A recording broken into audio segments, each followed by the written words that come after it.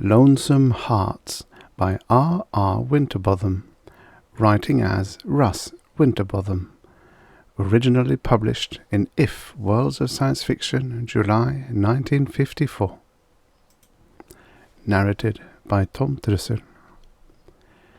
It seems unnecessary to say that my story began a long time ago, but I do not intend to be subtle. I am not clever, and my lying is unpolished, almost amateurish. So I certainly could not be subtle, which requires both cleverness and an ability to tell the truth and a lie in the same breath. Let us turn back the clock a few ages. I was lying in the sun thinking of love. I understand that you human beings have an aversion to biological discussion, so I will not go into detail. But I must remind you that my love life is quite different from yours, for I am from another planet. At the time under discussion, I was most deeply in love. My heart's desire had no shape, the lovely creature. She had no intelligence, the divine soul. But she was the greatest bit of protoplasm in any galaxy you could name. By our standards, I probably might be called handsome. I was young and healthy. I had all of my genes and chromosomes. My colour was a dirty green that is associated with beauty. The sun warmed my body, and the tidal undulation of my planet's surface rocked me gently. And then she came into my life. She floated gently in the breeze, her dainty figure held aloft by a mere hint of levitation. Sparks of static electricity shot from her tender cilia so brightly that I was forced to exude a layer of protective fibre to protect my visual buds. She sucked a deep breath of cyanic gas into her pulmonary pouch and spoke to me sweetly with a voice like distant thunder. "My dear Yljm, the world is coming to an end." I could not believe her, for she had no intelligence. She only loved to talk. "Perhaps," I said, "but not today." "Very soon, then," said she. Her name was Mjly. I watched her with patronizing amusement. The static electricity showed that she was nervous and upset, but people often get nervous and upset over trivial matters. Now how, I reasoned, could our world come to an end? The other planet has gone on for thousands of years without colliding with us. We circle it, in fact. "No," Mjly said, "that is not our doom. Actually, our world will not cease to exist. Life will end here, that is all." "Ah," I said, "our atmosphere is escaping into space." I sucked air viciously. True, the air was thin. True, the atmosphere was escaping. But there would be breathable amounts for many thousands of centuries yet to come. "Not the air. The food is all gone. Things we eat have ceased to exist." I levitated myself and looked out over the throbbing land. A few years ago, this land had been covered with vegetation. I had come to take vegetation so much for granted that I'd ceased to notice it. Now it was gone. There were no round fruits growing from tender grasses, no tubers dangling from the fungus trees, no legume vines sprawling over the rocks. Everywhere lay desert, barren dunes shaking their crests with tidal motion. I lowered myself to the ground and dug my big fibrocytes into the sod. No green leaves grew there beneath the surface. The soil was dead. "This will seriously interfere with our future, Mjly," I said. "We might eat each other," she replied, "but then there would be no one left." "No one? There are many others here." "The others are dying," said Mjly, blinking her otic nerves eerily. "We soon will be the only ones left." It was indeed a senseless thing to do, to die just because there was no means of going on living.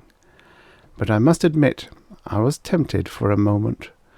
But I hung on to myself, for there was Mjly, and as long as she lived, there was a reason for me to live too. "It's not a cheerful prospect," I said, "but I suppose death by starvation is the best way out. We will face death as we have lived, cheerfully and fortuitously." "And why should we die when there is another world so close?" she asked. "Are you suggesting interplanetary flight, my dear?" I was amused again, even though there was little enough left to be amused at. She crinkled her sense to smell in reply, and I realized I was not being amused at the right time. Anchoring herself by magnetic processes, she began to weave the atmosphere delicately with her taste bud tendrils. Quickly she hollowed the air molecules into a reflective mirror and brought it to focus on our neighboring world. I levitated myself into a position so that I could look into the mirror. The near planet was quite satisfactory.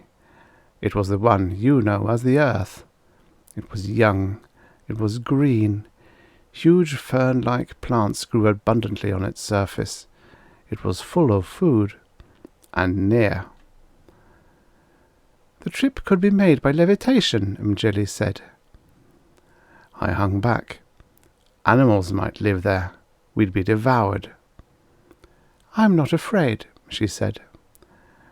"We might not get hungry for a time. Let us linger here a while.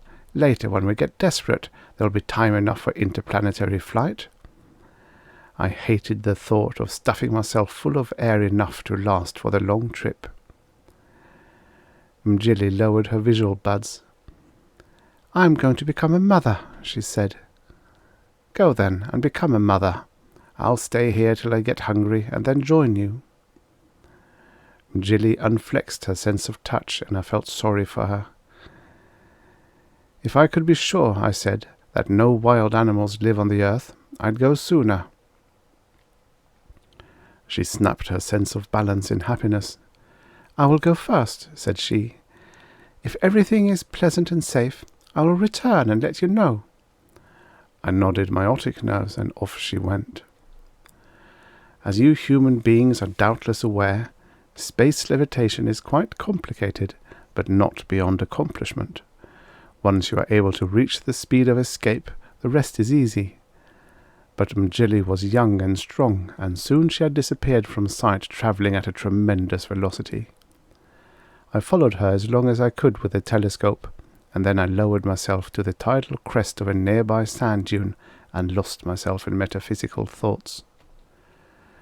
Almost half a year later, I realized that Mjly had been gone longer than I expected. Either she had been eaten by wild animals on the earth, or she had forgotten me. I was beginning to get lonesome, and in a few more months I would get hungry. At the thought of enduring two such excruciating pains at the single time, I decided to risk my life. I would travel through space to the Earth and try to find my beloved. As you may have guessed, the planet on which we had been living is the one you know as the Moon, and the distance to the Earth is comparatively small. The sand dunes now have hardened, and the tidal sway of its surface can be felt only slightly. The Moon no longer turns on its axis, and it has no sweetly scented cyanide in its atmosphere.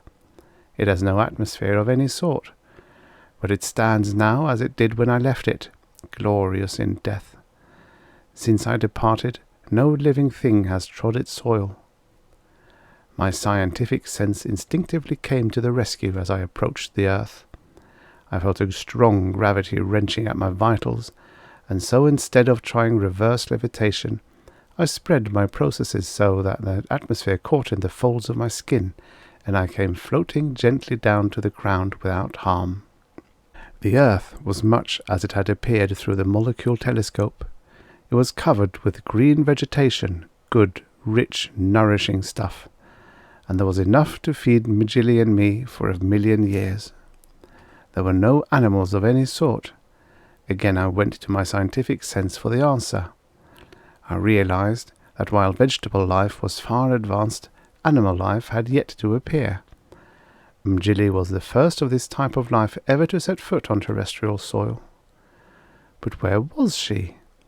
On the moon, I could often locate her 1,000 miles away by a simple radio call. Although the Earth was much larger than the moon, I did not doubt that it was within 1,000 miles. So I generated power and issued a call. I waited for the response. It came feebly to my antenna. Using my sense of direction, I pushed through the vegetation in search of her. I did not levitate, because the feebleness of her call indicated she might be hurt and on the ground. Besides, levitation is much more difficult on the Earth than on the moon. The reply came stronger to my next call, and I sensed through 7 of my senses that she was near.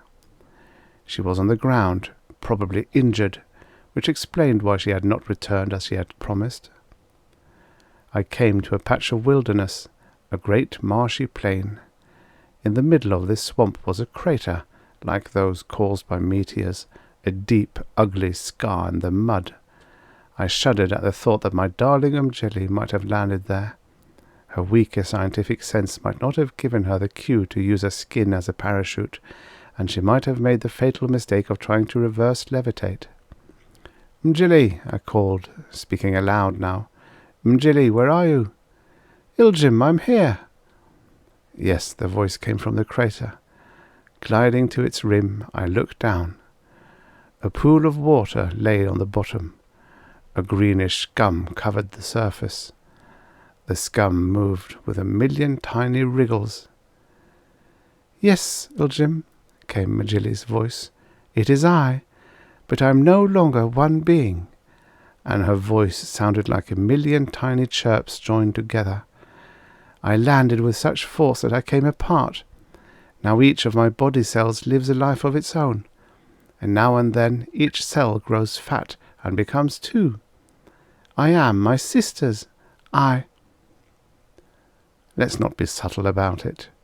Mjly was a microbe, the beginning of animal life on the Earth. She lives today. She is and always will be her sisters, her mothers, herselves, and her ancestors. But there are few ancestors, for microbes do not die, just part of themselves die. And I do not die, for I crept away into a hole in the ground, where I will live forever. I do not starve, for roots reach me here, but I miss my love with life with Mjly. I can never be a mother or a sister. I will always be me, a lonesome old bem.